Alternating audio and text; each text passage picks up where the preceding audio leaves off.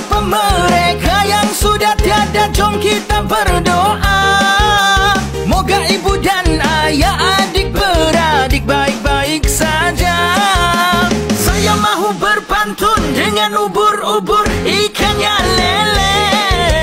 Lepas kita maafan, tolong jangan lupa duit rayanya le.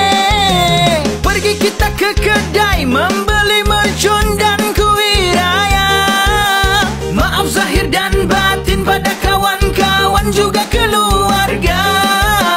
Takbir bergema, alhamdulillah. Peluk dan salam bermaafanlah. Mercun berbunyi tak tak tak tak tak.